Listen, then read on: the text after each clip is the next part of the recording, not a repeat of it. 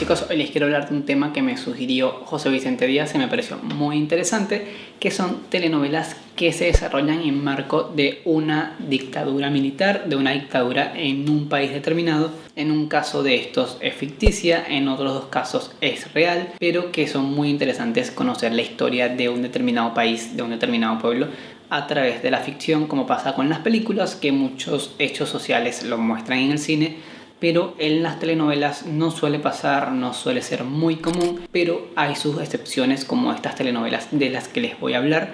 Estuve buscando en Google de otros países, pero no encontré. Si ustedes conocen otra telenovela de un país determinado donde hablen de dictaduras, donde se desarrolle dentro de una dictadura, coméntenmelas acá porque me gustaría conocer. Pensé que Chile y Argentina tendrían porque son de los dos países que han vivido dictaduras muy fuertes, pero no tienen o no encontré. Si ustedes saben si Argentina o Chile tienen telenovelas que se basen o que la historia transcurra en una dictadura, me cuentan acá porque me gustaría conocerlas. De estas tres historias de las que le voy a hablar, solo esta primera es la que está enmarcada en una dictadura ficticia.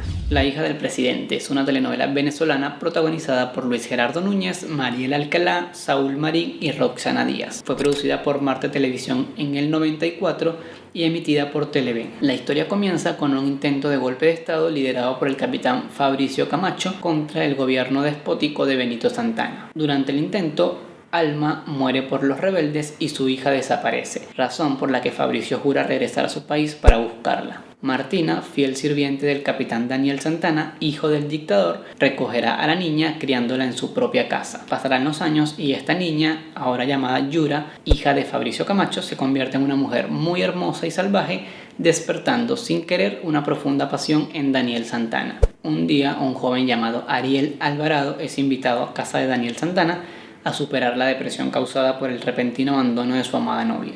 Pero lo que él no sabe es que el anfitrión, Daniel, es su verdadero padre.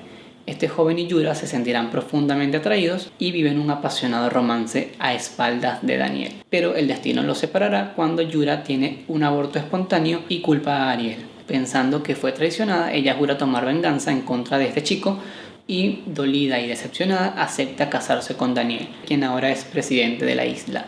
Pero luego deben escapar a Venezuela después de que un nuevo golpe de estado liderado por su desconocido padre, Fabricio Camacho, es exitoso en este país ficticio, en esta isla ficticia. Ahora les voy a hablar de Estefanía, una historia escrita por Julio César Mármol, que este hombre junto con José Ignacio Cabrujas, que escribió otras historias, intentaron darle un toque diferente a las telenovelas y sacar a las telenovelas de este estereotipo de historias poco profundas, de historias superficiales, de historias absurdas, e intentaron darle un toque más cinematográfico y argumentos con mucha mayor profundidad y mejor calidad técnica y actoral, pero sin dejar de lado el dramatismo y el sufrimiento que forma parte del melodrama y de la telenovela. Estefanía es una producción con escenas gráficas de violencia, insinuaciones sexuales y contenido político realizada por RCTV en el año 1979 y su trama se centra en la penúltima dictadura que vivimos en Venezuela,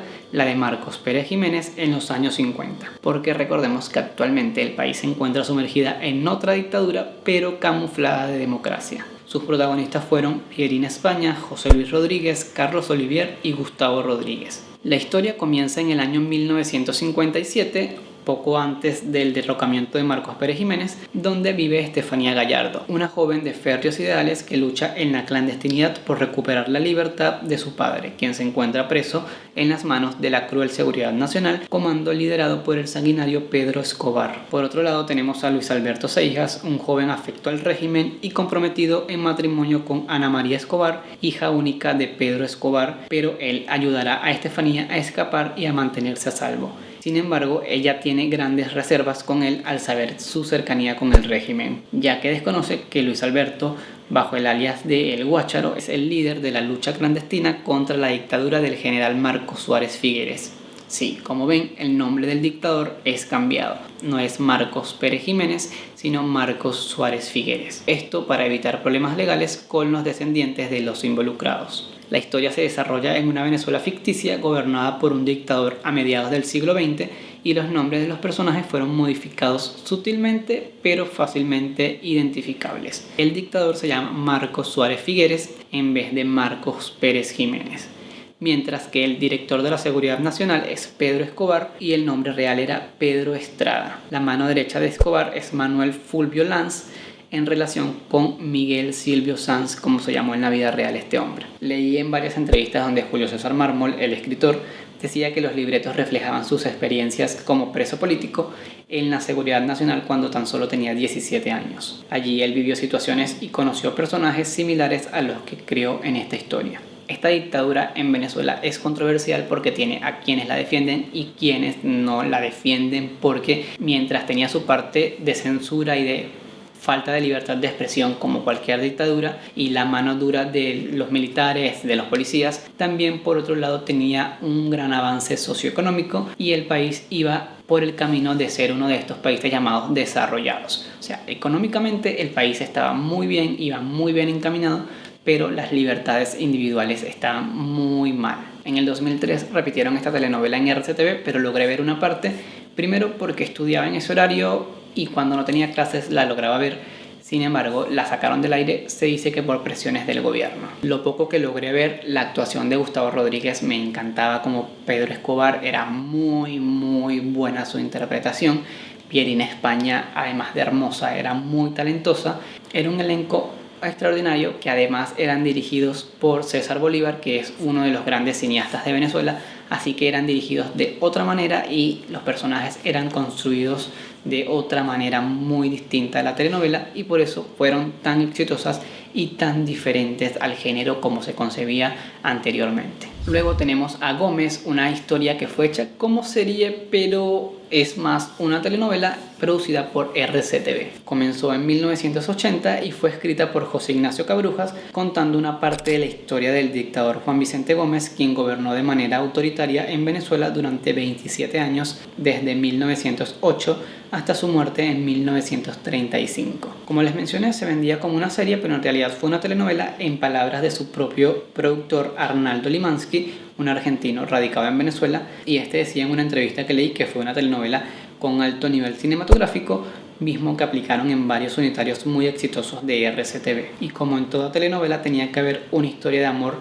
y acá ellos eligieron el romance prohibido entre Margarita Torres con su cuñado. En la vida real murió de un disparo que entró por la ventana de su habitación mientras ella se peinaba, aunque su madre, para callar los comentarios, se acogió a la versión de suicidio y desde entonces albergó un gran odio hacia Juancho, el cuñado con el que Margarita tenía un romance. Esta historia tuvo tal éxito que contó con 2 temporadas, Gómez 1 y Gómez 2. Contaba con el elenco que ven en esta imagen, que se los voy a mencionar de izquierda a derecha: Gustavo Rodríguez en el papel del general Santos Matute Gómez, primo hermano de Juan Vicente Gómez, la gran Doris Wells como Margarita Torres Bello, la que le mencioné que se enamora de su cuñado, Rosita Vázquez dándole vida a Dolores Amelia Núñez de Cáceres, segunda concubina de Gómez, Miguel Ángel Landa como el general Juancho Gómez, vicepresidente del gobierno, hermano del dictador y candidato a suceder a Gómez, pero quien murió asesinado en el Palacio de Gobierno en 1923. Rafael Briceño, el gran protagonista, como el general Juan Vicente Gómez, Carlos Olivier como el general José Vicente Gómez Bello, hijo de Juan,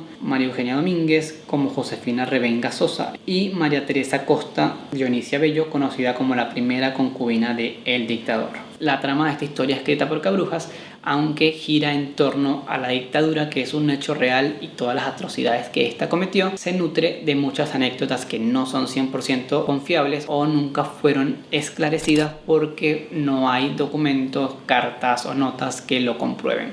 Sin embargo, tomaron estas anécdotas que son más que todo leyendas y empezaron a construir todas estas historias con mucho drama, mucha violencia, pero que cautivó al público. Y al tomar estos hechos que se consideran leyendas porque no fueron esclarecidos al 100%, la familia demandó al escritor y al canal por tocar hechos históricos erróneos y manipularlos para darle dramatismo a la historia. Porque José Ignacio Cabrujas no se cubrió las espaldas como hizo Julio César Mármol con Estefanía, que él decidió cambiar los nombres y poner otros muy similares a los originales pero modificarlos para evitarse todo este conflicto legal. Estefanía está acá en YouTube, las otras dos no conseguí material. Gómez la recuerdo poco, pero sé que la repitieron cuando yo era niño, sin embargo no la logré ver, pero lo que leo suena muy interesante. Si ustedes vieron Gómez, vieron Estefanía o vieron La hija del presidente, coméntenme acá y díganme qué les pareció y díganme un poco más de lo que yo les conté acá. Además de que si conocen otras historias que transcurren en dictaduras reales o ficticias, déjenmelo acá para conocerlas. Sin más me despido y solo les recuerdo seguirme en Instagram y por supuesto suscribirse acá. Chao.